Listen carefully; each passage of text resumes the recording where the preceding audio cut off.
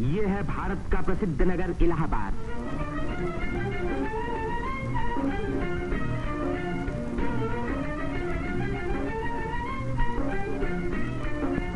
यहीं पहल उत्तर प्रदेश में एक विश्वविद्यालय की स्थापना हुई। इसी वजह से ये नगर उत्तर प्रदेश की शिक्षा और सभ्यता का केंद्र माना जाता है। पंडित मदन मोहन मालवीय, पंडित गोविंद वल्लभ पंत और अनेक प्रतिभाशाली व्यक्ति इसी विश्वविद्यालय की देन हैं, जिन पर आज देश को गर्व है। ये है हमारे प्रधानमंत्री पंडित जवाहरलाल नेहरू का निवास स्थान, आनंद भवन। भारतीय राजनीति का ये एक प्रमुख केंद्र रहा है। इस नगर को तीर्थराज प्रयाग भी कहते हैं। यहीं गंगा और जमुना का संगम है। इसी संगम में गुप्त सरस्वती नदी भी आकर मिलती है। इसीलिए इस स्थान को त्रिवेणी संगम कहा जाता है। त्रिवेणी बहुत पुराने जमाने से भारत का एक पवित्र स्थान माना जाता है। सृष्टि की रचना की शक्ति प्राप्त करने के लिए यहाँ ब्रह्मा ने यज्ञ और तपस्या की। लक्ष्मी की प्राप्ति के लिए विष्णु ने भी यहीं तपस्या की। यहीं स्नान करके भगवान शंकर ने त्रिपुर राक्षस के वध करने की शक्ति प्राप्त की और यहाँ महात्मा बुद्ध ने संसार को सत्य का संदेश भी सुनाया। समुद्र मंथन के बाद जयंत के अमृत का घड़ा लेकर जाते समय एक अमृत कण छलक कर यहाँ गिरा और तभी से इस स्थान पर कुंभ मेले का महान पर्व आरंभ हुआ। इस वर्ष भारत का सबसे बड़ा कुंभ मेला इसी स्थान पर हुआ। इस मेले में लगभग 1 करोड़ व्यक्ति त्रिवेणी में स्नान करने के लिए आए। सदियों की गुलामी के बाद स्वतंत्र भारत का ये पहला कुंभ मेला था। त्रिवेणी में स्नान करके तन, मन और आत्मा को शुद्ध करने के लिए ही यात्री आते हैं। योगी और सन्यासी, गरीब और अमीर सभी प्रकार के लोग यहाँ इकट्ठे होते हैं। कुंभ मेले के मौके पर देश के नर नारी एक दूसरे के धार्मिक विचारों से परिचित होते हैं। धार्मिक संस्थाएं योगी और सन्यासी यौगिक क्रियाओं को दिखाते हैं।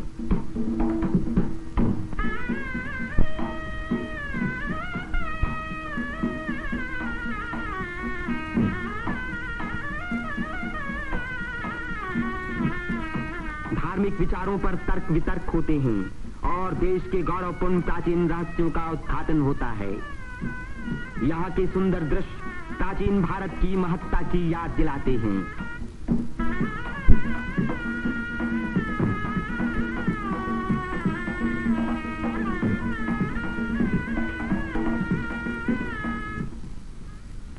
मेले के धार्मिक रूप के अलावा उसके दूसरे दृश्यों में सुंदरता और स्वतंत्रता का रंग चमक रहा था।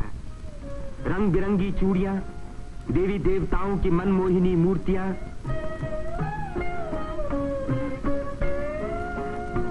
हरी जपन की मालाएं, सिंदूर और चंदन के ढेर, औरतों के साज श्रृंगार, बच्चों के खेल खिलौने, लाल बुझक्कड़ मिट्ठू मियां। तीर्थयात्रियों की सुविधा और सुरक्षा के लिए और स्वतंत्र भारत के इस महान पर्व को सफल बनाने के लिए उत्तर प्रदेश सरकार ने अपनी ओर से कोई कसर उठा न रखी। मेला शुरू होने के कई महीने पहले से ही सरकार की ओर से तैयारियां शुरू हो गई थीं। उबड़ खाबड़ जमीन को समतल बनाने के लिए बुलडोजर जैसी बड़ी बड़ी मशीनों से जमीन की सतह ठीक की गई।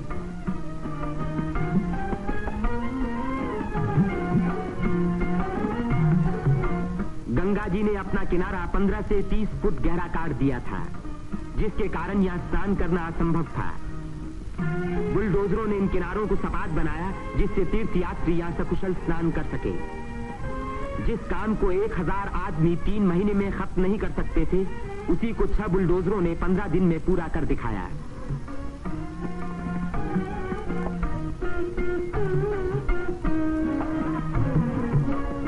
फौजी इंजीनियरों ने सड़कों पर बिछी रेलवे लाइनों के ऊपर पुल बनाने में बड़ी मदद की।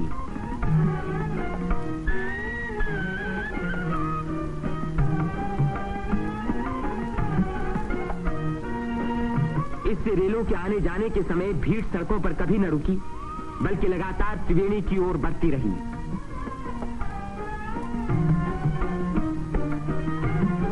जगह की कमी के कारण ज्यादा लोगों के रहने का इंतजाम गंगा के पूर्वी तट पर झूसी की ओर किया गया। वहां से शेष मेले तक आने के लिए भारतीय सैनिकों और और उत्तर प्रदेश सरकार के सार्वजनिक निर्माण विभाग ने पीपों के 6 पुल बनाए। कुंभ मेले के इतिहास में यह पहला मौका था जबकि यहां बिजली लगी। 1000 बिजली के खंभे लगाए गए, जिनके लिए 160 मील से अधिक लंबी तार लाइन इस्तेमाल हुई। उत्तर प्रदेश के स्वास्थ्य विभाग ने यहां सफाई का बड़ा अच्छा बंदोबस्त किया। चारों तरफ मशीनों से लगभग 250 मन डीडीटी का भारी छिड़काव किया, जिसके कारण मेले में मच्छरों व मक्खियों का नामो निशान बाकी न रहा। मेले के आरंभ से ही सरकार ने हैजे के टीके लगवाने का प्रबंध किया। यात्रियों को सलाह दी गई कि वे मेला क्षेत्र में आने से पहले टीके लगवा लें। कदाचित इसी व्यवस्था के कारण मेले के मौके पर कोई भी रोग नहीं फैला। इतनी भारी भीड़ भाड़ के मौके पर आमतौर से दुर्घटनाएं हो जाया करती हैं। इन दुर्घटनाओं का सामना करने के लिए उत्तर प्रदेश सरकार ने चिकित्सा एवं स्वास्थ्य विभाग की एम्बुलेंस गाड़ियों से घायल और बीमार यात्रियों को तुरंत अस्पताल पहुंचाने का पूरा प्रबंध किया। 9 अस्थायी अस्पताल देरों में खोले गए, जिनमें 228 रोगियों को रखने का इंतजाम था। गरीब रोगियों को खाना मुफ्त में दिया गया। राशनिंग विभाग ने यात्रियों की सुविधा के लिए यह आटा, शक्कर, मिट्टी का तेल और अन्य जरूरी सामान का भारी स्टॉक जमा किया, जिससे इन चीजों की कीमतें न बढ़ पाएं। इसी प्रबंध के कारण हर व्यक्ति को सस्ते मूल्य पर अपनी इच्छा का खाना मिल सका।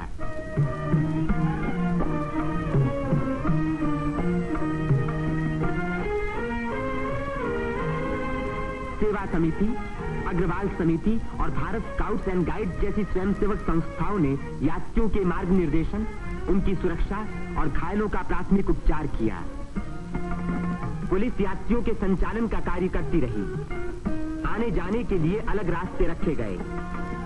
भीड़ को काबू में रखने के लिए चलते फिरते वायरलेस सेटों का इस्तेमाल किया गया।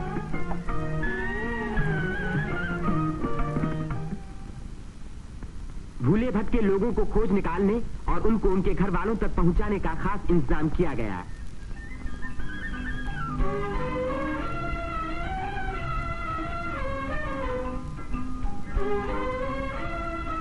मेले में लाउड स्पीकरों का एक जाल बिछा दिया गया, जिससे भटके हुए लोगों का नाम पुकार पुकार कर उनको एक स्थान पर इकट्ठा किया गया।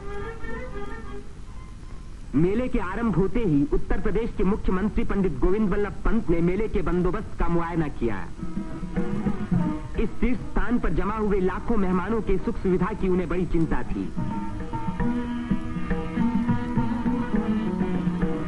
उन्होंने नाव पर सवार होकर घाटों का निरीक्षण किया।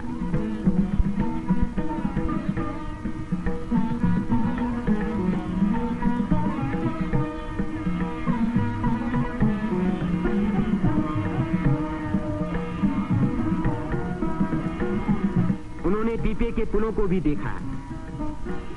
ये अखाड़ा जो ऐसे ही एक पुल को पार कर रहा है, पुल की मजबूती का सबूत है।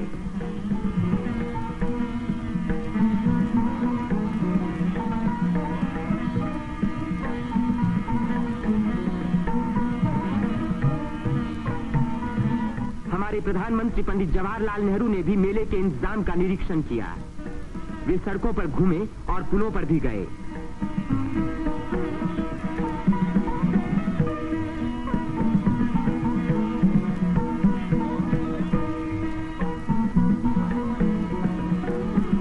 उन्होंने अन्य स्थानों को भी देखा भाला।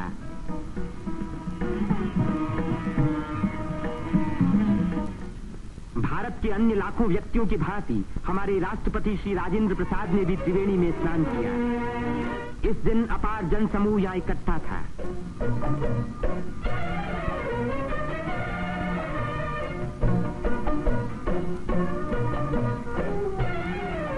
हर घाट पर लोगों की भीड़ स्नान कर रही थी। उसमें नया जोश था और नई उम्मीदें थीं।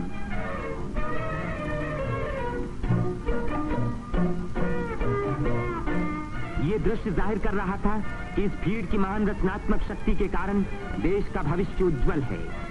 उसकी इसी शक्ति के कारण हमारी उन्नति के बड़े से बड़े कार्य अवश्य सफल होंगे। जिस स्थान पर मनुष्य और देवताओं ने यज्ञ किए और भविष्य का संकल्प किया, उसी स्थान पर इन नर नारियों ने आज भारत को फिर से बलवान और सुखी बनाने की प्रतिज्ञा की और भारत की स्वतंत्रता को अमर रखने के लिए अपने शरीर में एक नए प्राण को जन्म दिया।